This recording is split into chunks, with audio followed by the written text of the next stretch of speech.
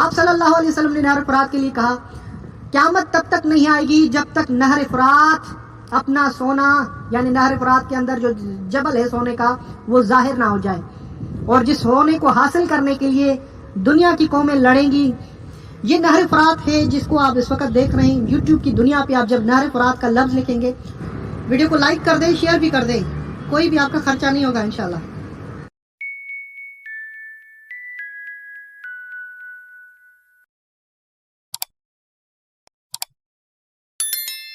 جی ناظرین کرام، یقیناً آپ نے کبھی بھی یوٹیوب کی دنیا پہ اس طرح کا منظر نہیں دیکھا ہوگا کہ آپ کو کوئی دکھائے کہ نہر فرات جو ہے ان کی ابتدا کہاں سے ہوتی ہے اور اس کی انتہا کہاں ہوتی ہے۔ میں بتاتا چلوں کہ نہر فرات کے فضائل جہاں روایات میں ذکر ہے، انبیاؤں نے ان کا پانی پیا اور انبیاؤں کا ذکر ہے اور انبیاؤں کی جگہ رہی ہے ان کے اطراف میں، ان کے کناروں پر، تو یہی نہر فرات ترکی سے گزرتی ہوئی دریائے نیل سے ملتی ہوئی عراق میں داخل ہوتی ہے، اور عراق سے بعد یہ پھر مختلف شہروں سے گزرتے ہوئی کربلا سے سلام کرتی ہوئی بصرہ کی طرف سمندر میں جا کے ملتی ہے۔ جہاں سے ابتدا ہوتی ہے وہ ترکی ہوتا ہے اور جہاں انتہا ہوتی ہے وہ بصرہ اس کی اینڈ ہوتی ہے، سمندر میں اس کے اختتام ہوتا ہے۔ یہ نہر فرات ہے جس کو آپ اس وقت دیکھ رہے ہیں یوٹیوب کی دنیا پہ۔ آپ جب نہر فرات کا لفظ لکھیں گے سب سے پہلے اس سے پہلے جو میں نے ویڈیو بنائی وہ آپ کو فرنٹ پہ ملے گی۔ میری ویڈیو بنانے کا فائدہ یہ ہوتا ہے کہ لوگوں کو عراق کی تاریخ دیکھنے کو ملتی ہے اور ان کو ان چیزوں کا علم ہوتا ہے کہ یہ نہر فرات جب ہم ذکر کرتے ہیں اس کا اپنے حدیثوں میں، روایات میں، ہر جگہ پر علماء سے ہر جگہوں پہ اس کی تاریخ اور کتاب میں پڑھتے ہیں تو کوئی اتھینٹک جو ہے بات ہمیں نہیں ملتی ہے۔ کبھی یہ کہ دیکھنے کو چیز نہیں ملتی ہے، آنکھیں ترستی ہیں کہ نہر فرات کو بھی دیکھا جائے۔ جب زائرین عراق آتے ہیں تو 2 منٹ یہ بھی نہیں ہوتا کہ ان کو 2 منٹ اتار کے نہر فرات سے وضو کرایا جائے اور ان کو دکھایا جائے کہ یہ نہر فرات ہے۔ چلتی ہوئی گاڑیوں سے اشارہ کرتے ہیں کہ گائیڈر کی یہ دیکھو نہر فرات ہے، ہم گزر رہے ہیں اور یہ دیکھو دجلہ ہے۔ عراق جو ملک ہے اس کو اس سے پہلے جس ملک کا نام تھا ابو نہرین، یعنی وہ ملک جس میں 2 نہریں چلتی ہیں، ایک دجلہ جو بغداد سے گزرتی ہوئی جاتی ہے اور ایک فرات جس کی آپ اس وقت ذکر کر رہے ہیں۔ یقیناً میرے مولا عباس علمدار نے اس نہر فرات کو پیاسا رکھا ہے۔ جب بھی مومن نہر فرات کو دیکھتا ہے کہ ان کی آنکھوں سے آنسو جاری ہو جاتے ہیں۔ اور ایک عالم دین کربلا والے بتاتے ہیں کہ ہندوستان سے ایک بادشاہ آیا تھا، اس نے جب نہر فرات نہر القمہ پہ قدم رکھا، نہر فرات کے اس پانی کو کچھ ایسے الفاظ کہے کہ وہ نہر فرات کا جو نہر القمہ سے گزرتی ہوئی جاتی تھی کربلا وہ رک گیا، پانی سوکھ گیا، اور وہ پانی کچھ ہی عرصے کے بعد مولا عباس کی قبر پہ طواف کرتا رہا، جس کا پانی ابھی بھی لوگ تبرک کے طور پہ لے کے جاتے ہیں۔ اور جب کچھ عرصہ پہلے یہاں پر قبر مولا عباس کو کھودا گیا اور ان کی مرمت کی گئی تو وہ پانی طواف کرتا ہوا دکھائی دیا۔ بہت بڑی تاریخ ہے نہر فرات کی۔ میں چاہوں گا اس ویڈیو کو آپ اٹھا کے لنک کسی بھی واٹس ایپ اسٹیٹس پہ یا کسی بھی جگہ پہ ضرور شیئر کریں گروپ میں، اسلامک میں، تاکہ دنیا کے مسلمان نہر فرات کی زیارت کر سکیں۔ آپ صلی اللہ علیہ وسلم نے نہر فرات کے لیے کہا قیامت تب تک نہیں آئے گی جب تک نہر فرات اپنا سونا یعنی نہر فرات کے اندر جو جبل ہے سونے کا وہ ظاہر نہ ہو جائے، اور جس سونے کو حاصل کرنے کے لیے دنیا کی قومیں لڑیں گی اور اس میں تقریباً 90% فساد ہوگا اور مر جائیں گی، وہ سونا کسی کو بھی حاصل نہیں ہوگا۔ یہی وہ نہر فرات ہے جن کی فضائل آپ سنتے ہیں اور دیکھتے ہیں اور ذاکرین پڑھتے ہیں، علماء پڑھتے ہیں اور ان کے بارے میں مختلف۔ یہی وہ نہر فرات ہے جن کی فضائل آپ سنتے ہیں اور دیکھتے ہیں اور ذاکرین پڑھتے ہیں، علماء پڑھتے ہیں اور ان کے بارے میں مختلف نوحے موجود ہیں، تاریخ موجود ہے۔ تو میں نے کہا کیوں نہ کر کے، اتنا خوبصورت عراق کا موسم ہے، آپ نے کبھی بھی نہیں دیکھا ہوگا کہ عراق میں بادل نظر آئے ہوں۔ میری ویڈیو میں بہت ہی کم آپ کو دکھائی دیا ہوگا کہ بادل، اور عراق میں یعنی بالکل عراق کی زمین کو بادل پسند ہی نہیں ہے۔ بہت ہی کم ایام ہوتے ہیں جس میں یہ بادل نظر آئیں، خصوصاً جب کربلا میں برسات ہوتی ہے۔ ابھی شعبان میں برسات ہوئی، اللہ کی قسم جیسے ہی روضہ حسین پہ برسات کے قطرے گرنے لگے، ہر زائر جو شعبان تو خوشی ہے، امام حسین کی آمد ہے، ہاں، ہر زائر جس کے چہرے پہ یہ پانی کے قطرے گر رہے تھے زمین پہ گھٹنے گھاڑ کر رونے لگا، ہے حسین یہ پانی آج برس رہا ہے۔ اسی برسات سے پھر باتیں کرنا شروع ہو جاتے ہیں، اے برسات آل رسول تو یہاں شہید ہو گئی، آل رسول کا یہ نقصان ہوا، ان کے بچے پیاسے رہ گئے، یہ برسات تو اس وقت کہاں تھی۔ ہر ایک زبان پہ یہ تخیل ہوتا ہے اور ایک عجب سا منظر ہوتا ہے۔ میری کوشش ہوتی ہے کہ میں اس کو ریکارڈ کروں مگر اتنا جگر نہیں ہوتا کہ وہ مناظر ریکارڈ کیے جائیں۔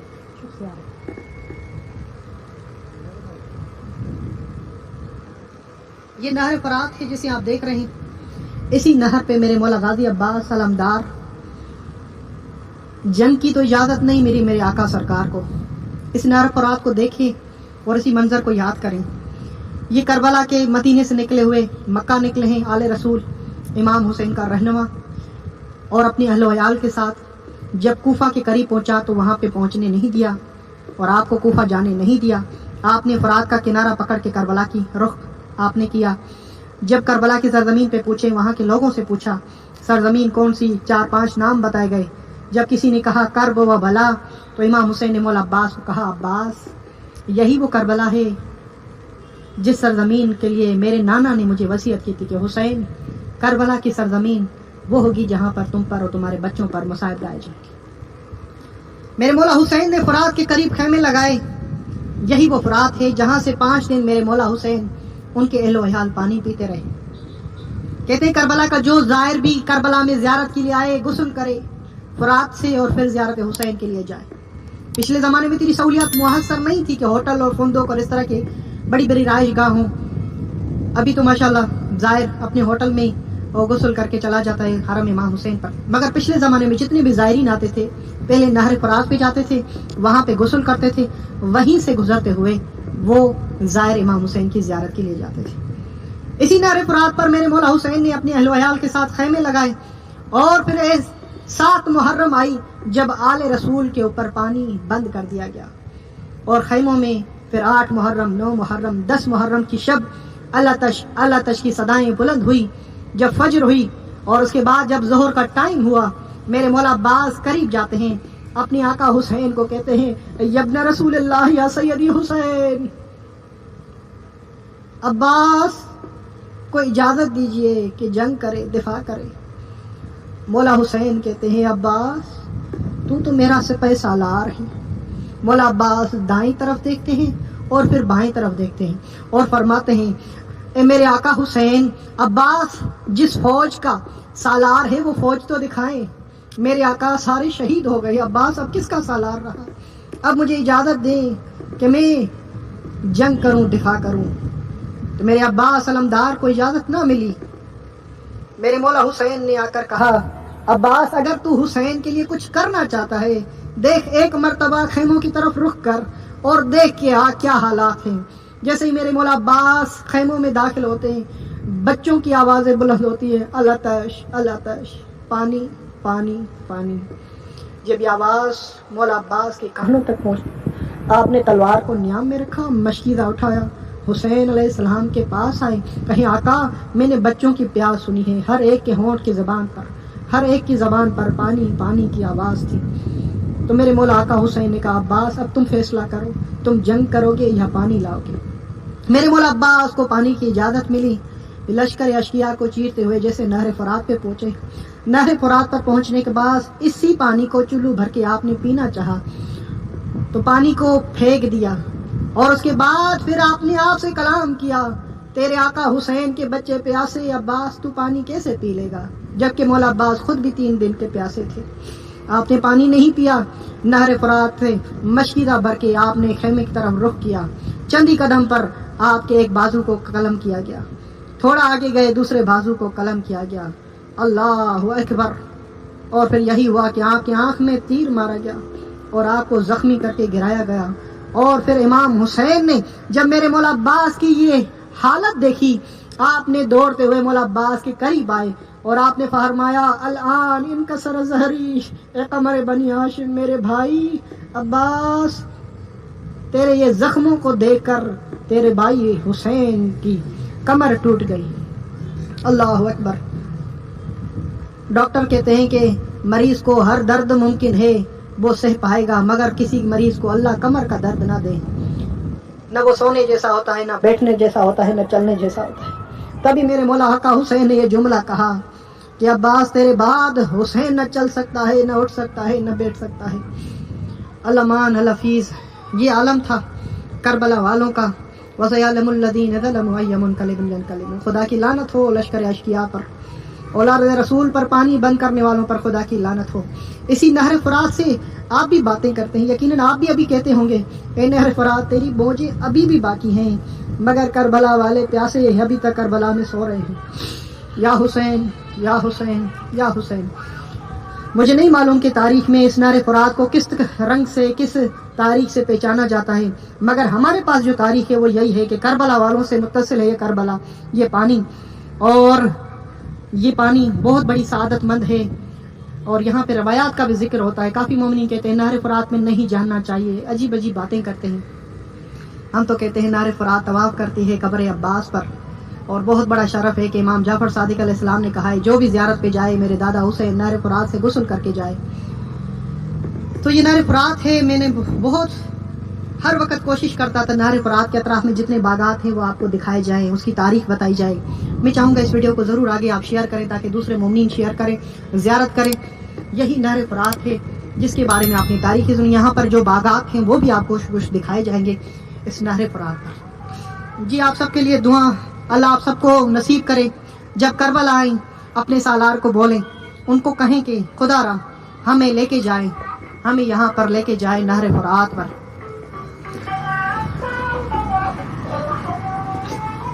ये नहर फुरात अक्सर इराक में जो जितने बागात होते हैं नहर फुरात से आबाद होते हैं, जो नजफ और करबला के और कूफा की तरफ होते हैं।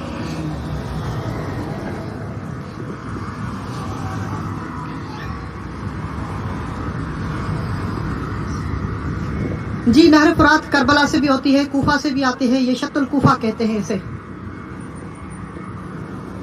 सफीर इमाम हुसैन का रोजा करीब है यहाँ से।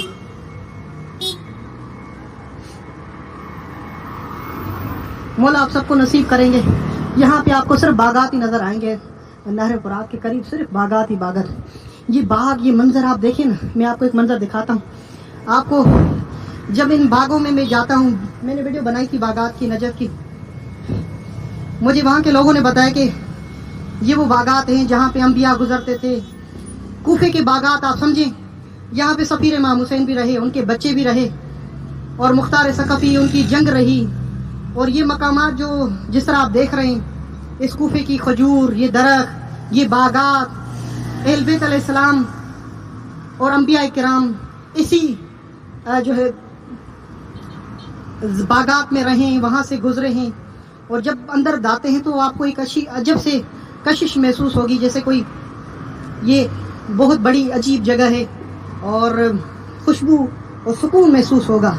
यकीनन जहाँ औलाद रसूल और अंबिया किराम जहाँ से गुजरते हुए हों तो यकीनन वो अच्छा ही मंजर होगा, अच्छी ज़मीन होगी।